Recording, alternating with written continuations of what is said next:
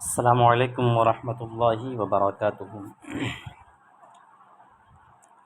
الحمد للہ رب العالمین والصلاة والسلام علی سید الانبیاء والمرسلین وعلی آلہ وصحبہ اجمعین ومن تبعہم بإحسان الی یوم الدین، اما بعد۔ باب العلم انواریہ ایجوکیشنل سوسائٹی اور جامعہ انواریہ حیدرآباد کے زیر اہتمام درس مشکوٰۃ المصابیح کا یہ سلسلہ جاری ہے۔ آج باب و اثبات عذاب القبر کی آخری فصل ثالث پر گفتگو ہوگی۔ حدیث نمبر 135 ہے، جو حضرت جابر بن عبداللہ رضی اللہ تعالیٰ عنہ سے مروی ہے۔ حضرت جابر بن عبداللہ آپ قبیلہ انصار میں جو ایک شاخ ہے اوس، اس کے سردار رہے ہیں۔ بیعت عقبہ اولیٰ کے بعد مدینہ منورہ میں آپ مومن ہوئے، ایمان لائے، اور آپ ہی کے ایمان کے بعد بنو عبد اشہل بھی ایمان سے سرفراز ہوئے۔ آقا کریم صلی اللہ تعالیٰ علیہ وسلم نے آپ کو سید الانصار کا لقب عطا فرمایا تھا۔ آپ کئی غزوات میں شریک ہوئے، جنگ بدر ہے، جنگ احد ہے، گویا بدری صحابی ہیں، اور خندق کے دن آپ کے کندھے میں ایک تیر لگا جس سے خون کا فوارہ جاری ہوا، اور پھر وہ خون رکا نہیں۔ اسی کے نتیجے میں ایک ماہ کے بعد ماہ ذی القعدہ 5 ہجری میں آپ کی وفات ہو گئی۔ کل آپ کی عمر 37 سال ہے۔ حضور صلی اللہ تعالیٰ علیہ وسلم کے دست مبارک سے آپ جنت البقیع میں دفن ہوئے۔ عن جابر قال خرجنا مع رسول اللہ صلی اللہ علیہ وسلم الى سعد بن معاذ حین توفی۔ حضرت جابر بن عبداللہ کہتے ہیں کہ ہم اللہ کے رسول صلی اللہ تعالیٰ علیہ وسلم کے ساتھ نکلے سعد بن معاذ کی طرف، حین توفی، جس وقت ان کا انتقال ہو گیا تھا۔ ترجمہ یوں کریں کہ حضرت جابر بن عبداللہ کہتے ہیں کہ جس وقت سعد بن معاذ کی وفات ہوئی تو ہم لوگ اللہ کے رسول صلی اللہ تعالیٰ علیہ وسلم کے ساتھ نکلے۔ فلما صلی علیہ رسول اللہ صلی اللہ علیہ وسلم، جب اللہ کے رسول صلی اللہ تعالیٰ علیہ وسلم نے ان کی نماز جنازہ پڑھائی، ووضع فی قبرہ، اور انہیں قبر میں رکھ دیا گیا۔ صلی علیہ کا لفظ آیا نا، نماز پڑھنے کے معنی میں آتا ہے۔ تو جب رسول کریم صلی اللہ علیہ وسلم نے ان کی نماز جنازہ پڑھی اور انہیں قبر میں رکھ دیا گیا، وصوی علیہ، اور ان پر مٹی ڈال کر انہیں قبر کو برابر کر دیا گیا۔ سبح رسول اللہ صلی اللہ علیہ وسلم، تو آقا کریم صلی اللہ تعالیٰ علیہ وسلم نے تسبیح پڑھی۔ فسبحنا طویلا، تو ہم نے بھی کافی دیر تک تسبیح پڑھی۔ ثم کبر فکبرنا، پھر آپ نے تکبیر کہی تو ہم لوگوں نے بھی تکبیریں کہیں۔ فقیل، تو عرض کیا گیا، یا رسول اللہ، لما سبحت ثم کبرت، آپ نے کیوں تسبیح و تکبیر کہی؟ قال، آپ نے فرمایا، لقد تضایق علی ھذا العبد الصالح قبرہ حتی فرجہ اللہ عنہ، اس عبد صالح پر اس کی قبر تنگ ہو گئی تھی، اس نیک بندے پر اس کی قبر تنگ ہو گئی تھی، تو اللہ رب العزت نے ان تسبیحات و تکبیرات کی برکت سے قبر کی تنگی کو دور کر دیا۔ فرجہ اللہ عنہ، تو اللہ نے اس میں کشادگی پیدا کر دی۔ دیکھیں، اس سے پہلی بات تو یہ سمجھ میں آئی کہ ایک مومن کا دوسرے مومن پر حق یہ ہے کہ جب اس کا انتقال ہو جائے تو اس کی نماز جنازہ میں شریک ہو۔ خود آقا کریم صلی اللہ تعالیٰ علیہ وسلم چل کر سعد بن معاذ کے گھر تشریف لے گئے اور ان کی نماز جنازہ میں آپ نے شرکت فرمائی۔ قبر میں جب حضرت سعد بن معاذ کو رکھ دیا گیا اور قبر مکمل تیار کر دی گئی، تو اس کے بعد حضور صلی اللہ تعالی وسلم قبر کے پاس کھڑے ہو کر کے اپنے کیا کی تسبیح اور تکبیر کے کلمات کہیں۔ تسبیح اور تکبیر کے کلمات کی برکت سے اللہ رب العزت نے قبر کے اندر کشادگی بھی پیدا فرما دی۔ اس سے یہ سمجھ میں آتا ہے کہ مردے کو جو ایصال ثواب کیا جاتا ہے اس کی برکتیں مردے تک پہنچتی ہیں۔ اور تسبیح و تکبیر کی بات آئی ہے، اسی سے بعض حضرات یہ استدلال کرتے ہیں کہ مردے کو دفن کرنے کے بعد اذان کہنا چاہیے، اس لیے کہ اذان کے کلمات میں تسبیح و تکبیر بھی ہے اور مردے کے لیے تلقین بھی ہے۔ اس حوالے سے کئی احادیث اس سے پہلے آپ سماعت کر چکے ہیں کہ مردے کو دفن کرنے کے بعد وہیں پر کھڑے ہو کر کے مردے کی یاد دہانی کے لیے، مردے کو تلقین کرنے کے لیے کلمات کہے جائیں، چاہے وہ سورہ بقرہ کے آخری آیتیں ہوں اور شروع کی آیتیں ہوں، یا اس سے پہلے آپ نے سماعت کیا کہ قرآن شریف کی تلاوت ہو یا پھر مردے کو آواز دینا ہو، یہ ساری چیزیں آپ سماعت کر چکے ہیں۔ حضور صلی اللہ تعالی وسلم نے بھی سعد بن معاذ کے انتقال کے بعد ان کی قبر پر کیا تسبیح و تکبیر کہیں، اس سے قبر پر اذان دینے کا ثبوت فراہم ہوتا ہے۔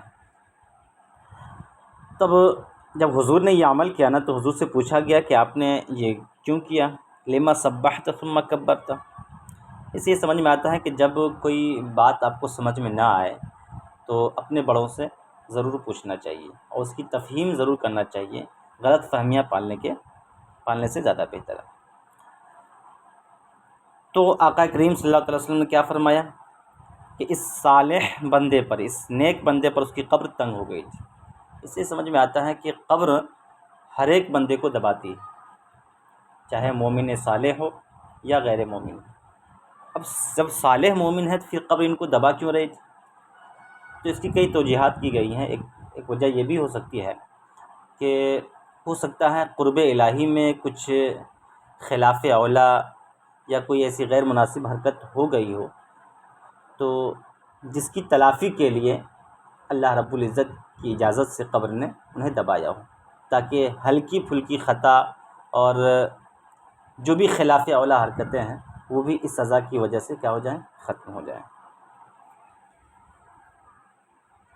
تو لقد تضایق علی ھذا العبد الصالح قبرہ، اس نیک بندے پر اس کی قبر کیا ہو گئی تھی، تنگ ہو گئی تھی۔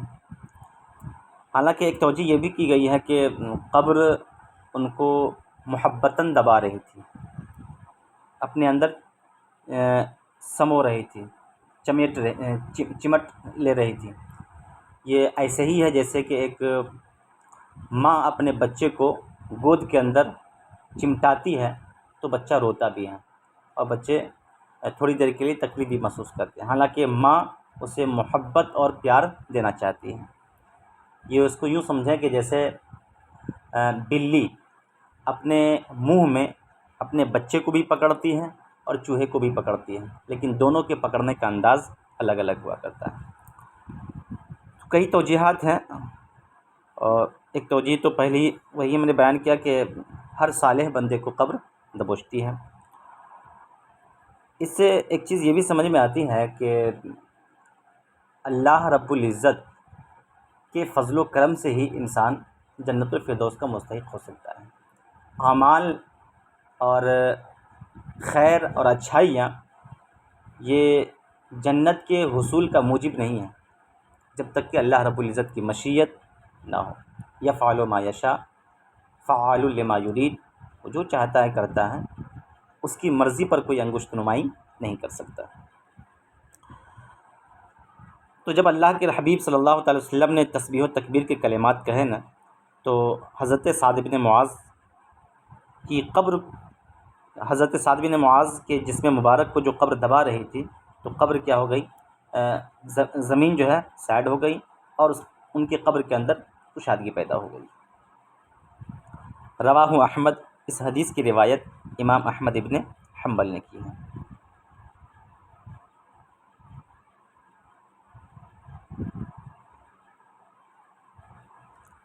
وعن ابن عمر رضی اللہ عنہما قال قال رسول اللہ صلی اللہ علیہ وسلم هذا الذي تحرك له العرش وفتحت له ابواب السماء وشهده 70,000 من الملائكة لقد ضمة ثم فرج عنه۔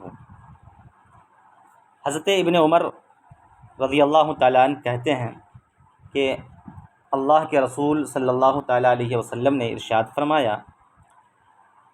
هذا الذي تحرك له العرش، یہ وہ شخص ہیں، یعنی سعد بن معاذ یہ وہ شخص ہیں کہ جن کے لیے عرش جنبش کرنے لگا، یعنی جن کی آمد کی خبر سن کر عرش کے اندر بھی کیا گئی، جنبش پیدا ہو گئی۔ هذا الذي تحرك له العرش وفتحت له ابواب السماء، اور ان کے لیے آسمان کے دروازے کھول دیے گئے۔ وشهده 70,000 من الملائکہ، اور 70,000 فرشتے ان کی نماز جنازہ میں شریک ہوئے۔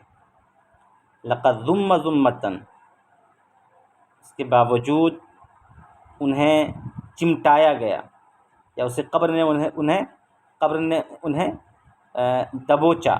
ثم فرج عنہ، پھر اس کے بعد قبر کے اندر کیا ہو گئی، کشادگی آ گئی۔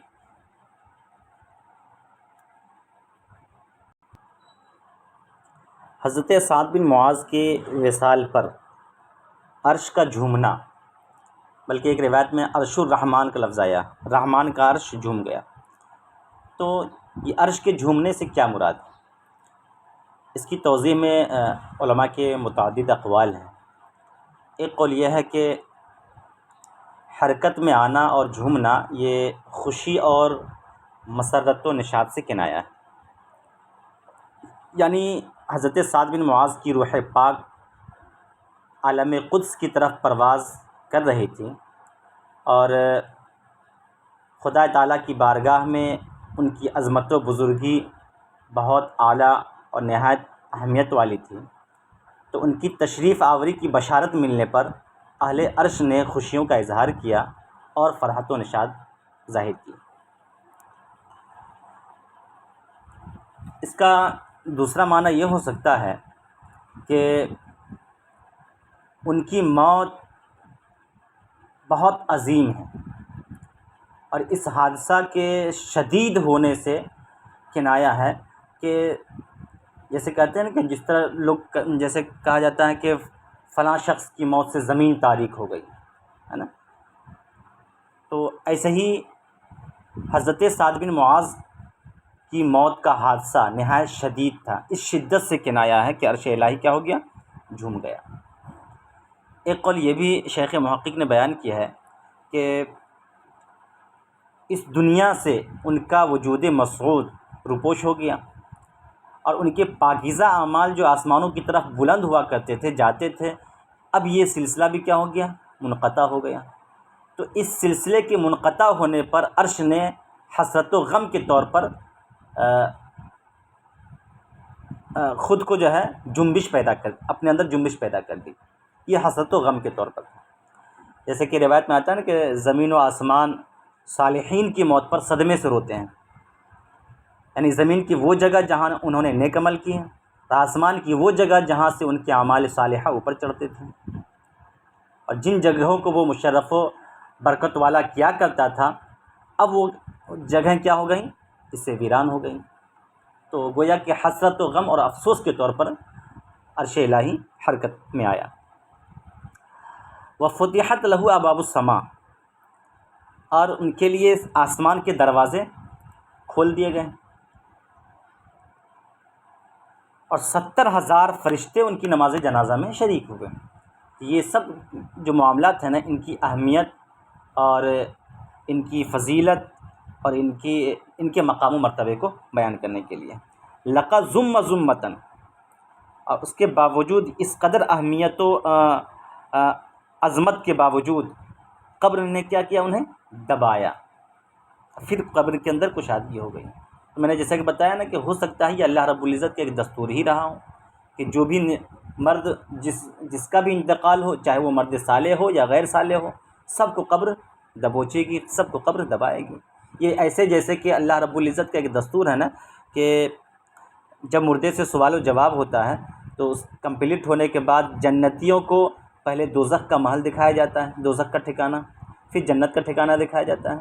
ایسے ہی دوزخیوں کو پہلے جنت کا ٹھکانہ دکھایا جاتا ہے، پھر جو ہے دوزخ کا ٹھکانہ دکھایا جاتا ہے۔ تو یہ اللہ کا دستور ہے۔ ہو سکتا ہے کہ حضرت سعد بن معاذ کو بھی قبر نے جو دبایا نا، یہ دستور الہی اور نظام الہی کے تحت ہے۔ رواہ النسائی، اس حدیث کی روایت امام نسائی نے کی ہے۔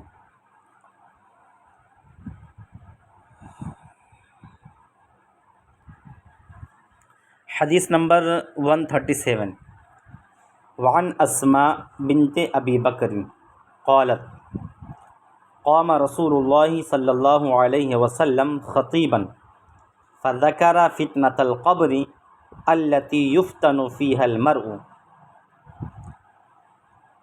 فلما ذکر ذلك ضج المسلمون ضجة، رواہ البخاری ہکذا۔ حضرت اسماء بنت ابی بکر، آپ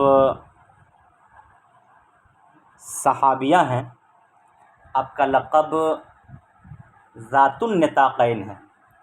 حضرت عائشہ صدیقہ رضی اللہ تعالیٰ عنہ جو آقائے کریم صلی اللہ تعالیٰ علیہ وسلم کی ازواج مطہرات سے ہیں، تو اسماء بنت ابی بکر حضرت عائشہ صدیقہ کی بڑی بہن ہے، اور زبیر ابن عوام کی نکاح میں آپ تھیں۔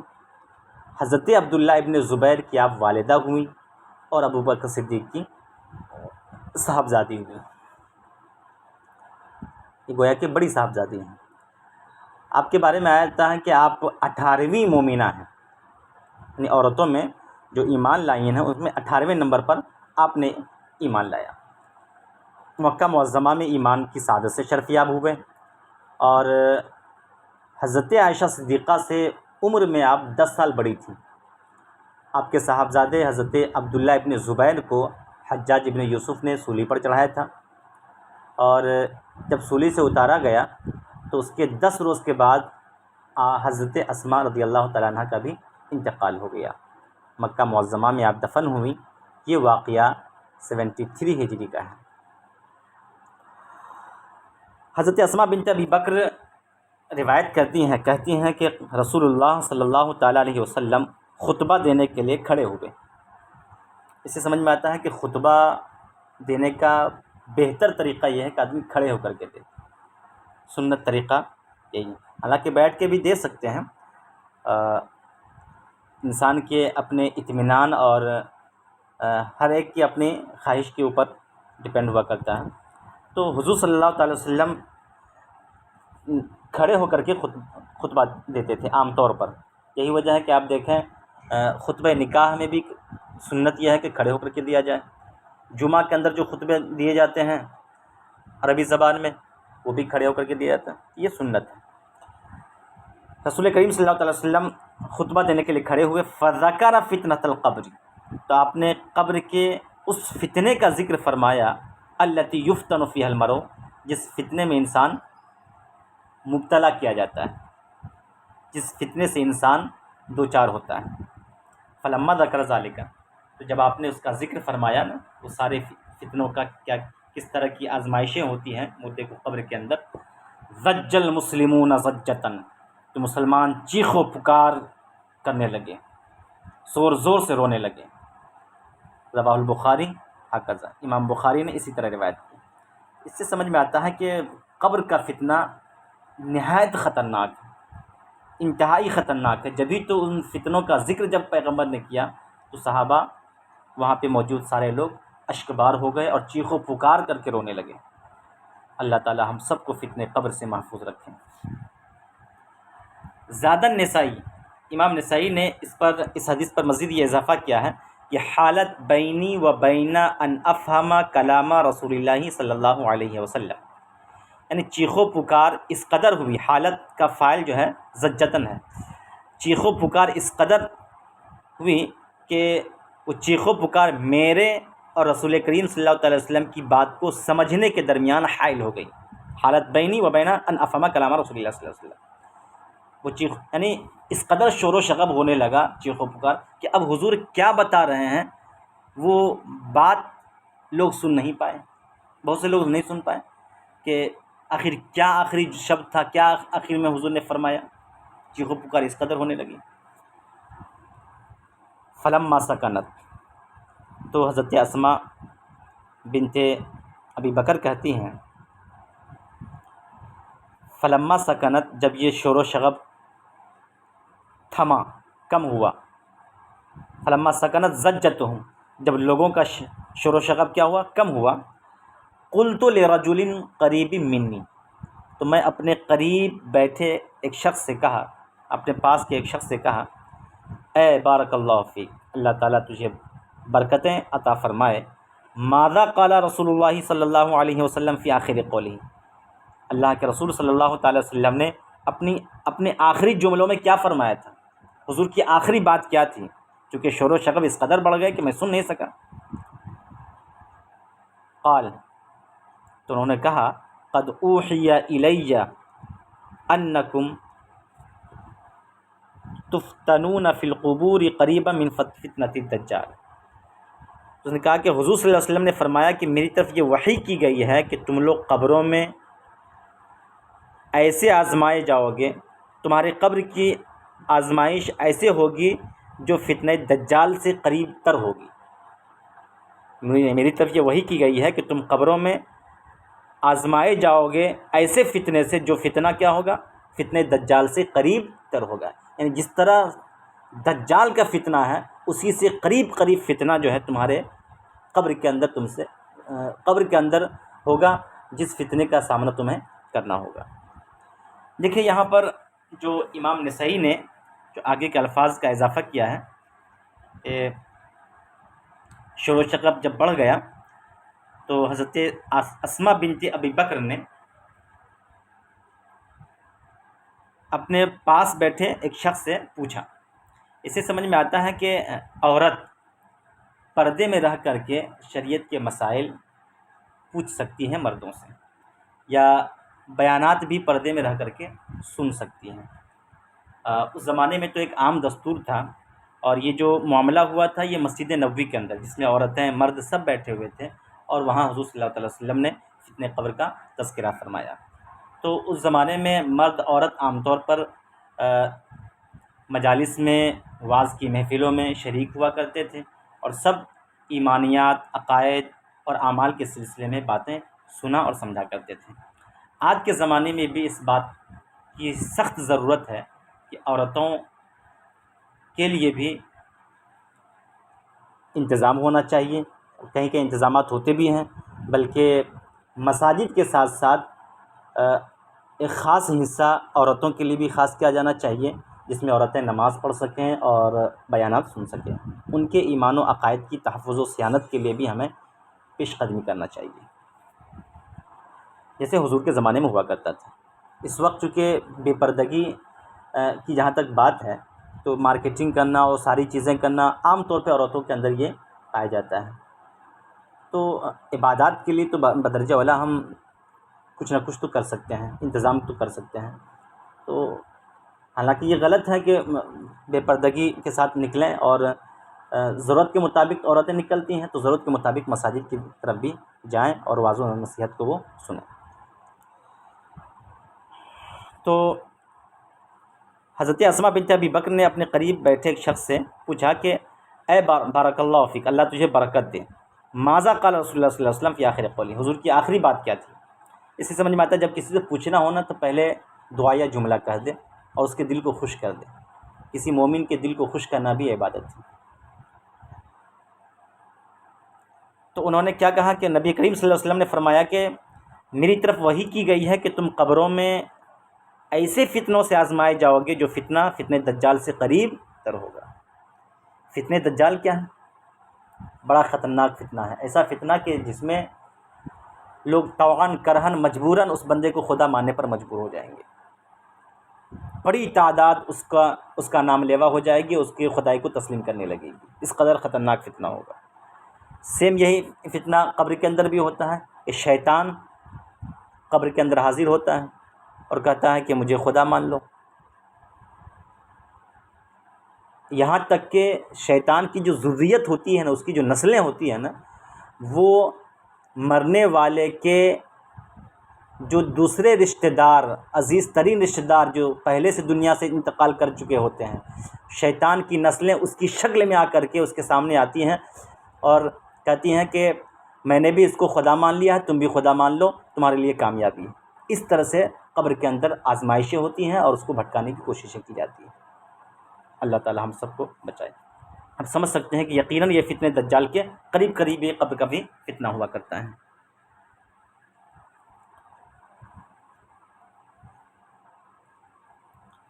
وعن جابر عن النبی صلی اللہ علیہ وسلم قال اذا ادخل المیت القبر مثلت له الشمس عند غروبها۔ حضرت جابر نبی کریم صلی اللہ تعالیٰ علیہ وسلم سے روایت کرتے ہیں کہ آپ نے فرمایا جب میت کو قبر میں داخل کر دیا جاتا ہے، جب میت کو قبر میں دفن کر دیا جاتا ہے، مثلت له الشمس عند غروبها، تو سورج اس کے سامنے ایسے پیش کیا جاتا ہے جیسے کہ وہ قریب الغروب ہو۔ مثلت له الشمس، سورج اس کے سامنے ایسے پیش کیا جاتا ہے جیسے وہ غروب ہونے کے قریب ہو۔ یا یوں بھی ترجمہ کر سکتے ہیں کہ اسے محسوس ہوتا ہے کہ سورج غروب ہو رہا ہے، یا سورج غروب ہوتا ہوا اسے محسوس ہوتا ہے۔ فَيَجْلِسُ يَمْسَحُ عَيْنَيْهِ، تو وہ اپنی آنکھیں ملتا ہوا بیٹھ جاتا ہے۔ فَيَجْلِسُ، وہ بیٹھ جاتا ہے، يَمْسَحُ عَيْنَيْهِ، اپنی آنکھیں ملتا ہوا، وَيَقُولُ، اور کہتا ہے دعونی اصلی، مجھے چھوڑ دو میں نماز پڑھوں۔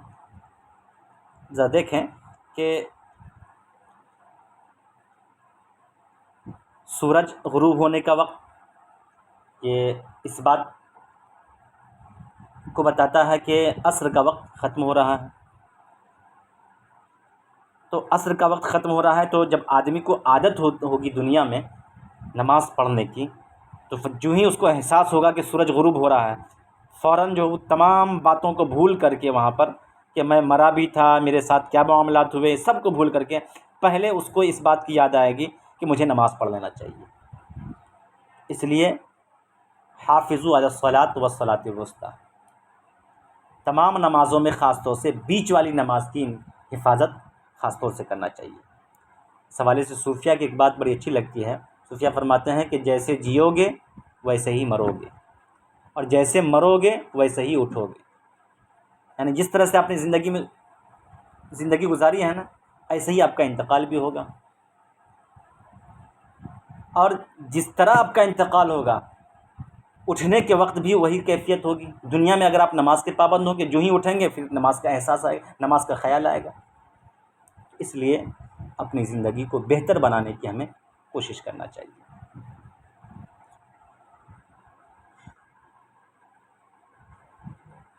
وعن ابی ہریرہ رضی اللہ تعالی عنہ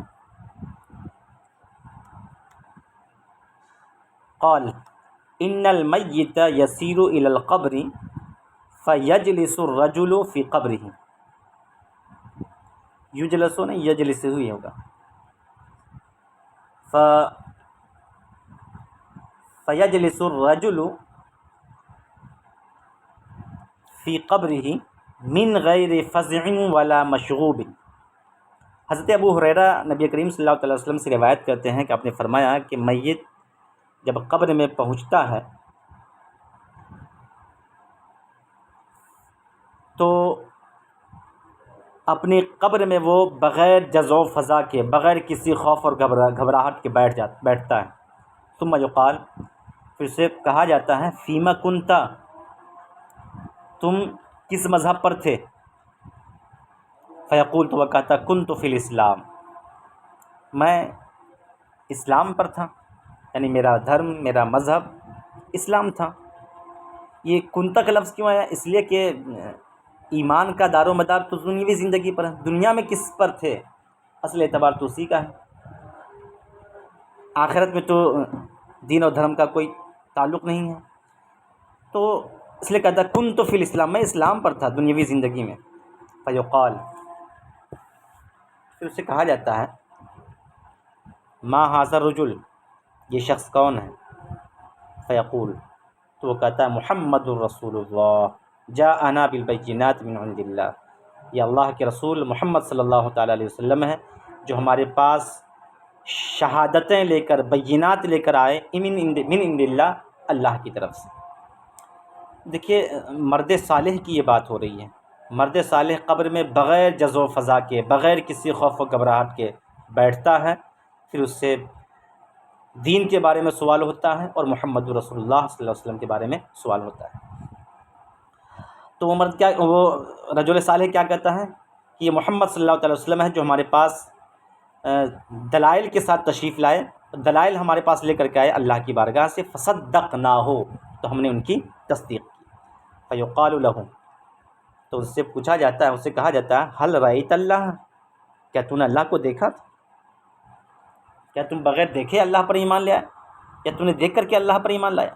فیقول، تو وہ کہتا ہے ما ینبغی لأحد ان یری اللہ، کسی کے لیے گنجائش ہی نہیں ہے کہ وہ اللہ کو دیکھ سکے. یعنی دنیاوی زندگی میں، دنیاوی زندگی میں کوئی اللہ کو دیکھ نہیں سکتا. یہ بات اخروی زندگی کی، تو ہر مومن کو اللہ کا دیدار ہونا ہے. ما ینبغی لأحد ان یری اللہ، کسی کے لیے جائز مناسب ہی نہیں ہے، کسی کے اندر گنجائش ہی نہیں، کسی کے لیے گنجائش ہی نہیں کہ وہ اللہ کو دیکھ سکے. فیفرج لہ،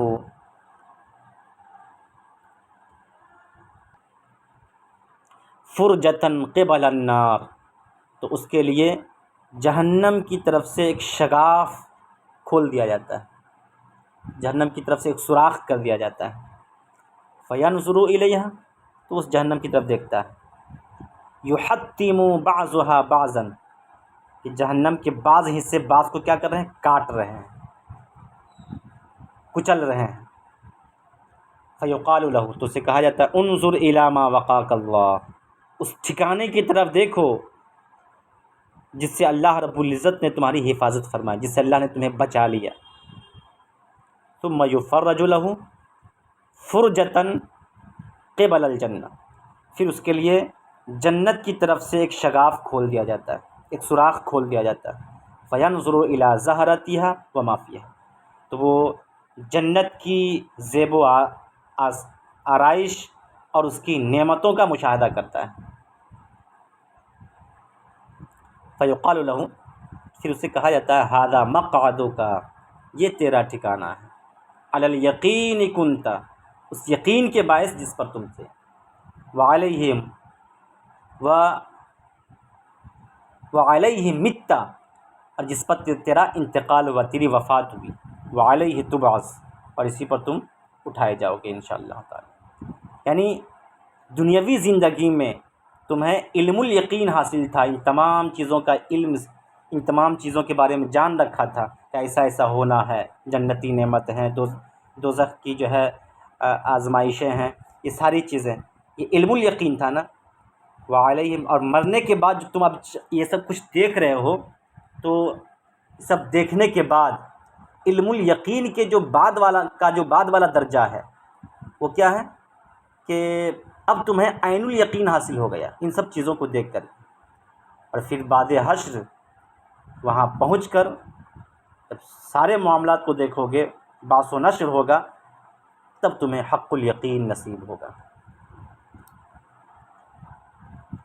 تو ھذا مقعدک، یہ تیرا مقعدک، یہ تمہارا ٹھکانہ ہے اس یقین کے باعث جس پر تم تھے اور جس پر تمہارا انتقال ہوا، اور اسی پر تم جو ہے اب اٹھائے جاؤ گے انشاءاللہ تعالی. یہ انشاءاللہ تعالی یہاں پہ کہا گیا نا، یہ برکتاً کہا گیا ہے، برکت کے طور نہ کہ شک کے لیے. اللہ تعالیٰ فرماتا ہے نا ایک موقع پر لَتَدْخُلُنَّ الْمَسْجِدَ الْحَرَامَ إِنشَاءَ اللَّهُ، یہاں پر بھی انشاءاللہ یہ برکتاً ہے، نہ کہ ریب و شک کے طور پر. وَيَجْلِسُ الرَّجُلُ السُّوءَ، اور سوء فی قبرہ فزع مشغوبہ، غیر صالح شخص نہیں برا انسان اپنی قبر میں خوف و گھبراہٹ کے ساتھ بیٹھتا ہے. فیقال، تو اسے کہا جاتا ہے فیما کنتا، تم کس مذہب پر تھے؟ فیقول، تو وہ کہتا لا ادری، مجھے تو نہیں معلوم. فیقال له، پھر اسے کہا جاتا ہے ما ھذا الرجل، یہ شخص کون ہے، یعنی حضور صلی اللہ علیہ وسلم کے بارے میں. فیقول، تو وہ کہتا ہے سمعت الناس یقولون قولا فقلته، میں نے لوگوں سے جیسا کہتے ہوئے سنا ویسے ہی ہم نے ان کے بارے میں کہا. فیفرج له قبل الجنہ، تو اس کے لیے جنت کی طرف سے ایک سوراخ کھول دیا جاتا ہے. فینظر الی زہرتها وما فیہا، تو وہ جنت کی زیب و آرائش اور اس کی نعمتوں کا مشاہدہ کرتا ہے. فیقال له، پھر اس سے کہا جاتا ہے انظر الی ما صرف اللہ عنک، اس ٹھکانے کی طرف دیکھو، ان نعمتوں کی طرف دیکھو جس سے اللہ رب العزت نے تمہیں محروم کر دیا ہے. ثم یفرج له فرجۃ الی النار، پھر جہنم کی طرف سے ایک شگاف کھول دیا جاتا ہے. فینظر الیہا، تو وہ جہنم کی طرف دیکھتا ہے. یحطم بعضها بعضا، کہ جہنم کے بعض حصے بعض کو کاٹ رہے ہیں، کچل رہے ہیں. فیقال له، تو اسے کہا جاتا ہے ھذا مقعدک، یہی تیرا ٹھکانہ ہے. علی الشک کنت، اس شک و ریب کی بنیاد پر جس پر تم تھے، یعنی تم نے اسلام پر یقین نہیں کیا، اللہ کی ذات پر یقین نہیں کیا، ایمان بالغیب تمہارے اندر پیدا نہیں ہو پایا، تم پوری زندگی شک و ریب میں ہی مبتلا رہے. اس کا نتیجہ یہ ہے کہ اب تمہارا ٹھکانہ یہ جہنم ہے جس کا تم نے مشاہدہ کیا ہے. وعلیہ مت، اور اسی پر تمہارا انتقال بھی ہوا. وعلیہ تبعث، اور اسی پر تم قیامت کے دن اٹھائے بھی جاؤ گے انشاءاللہ تعالی. یہاں بھی برکت ہے. یہ رواہ ابن ماجہ، اس حدیث کی روایت ابن ماجہ نے کی ہے.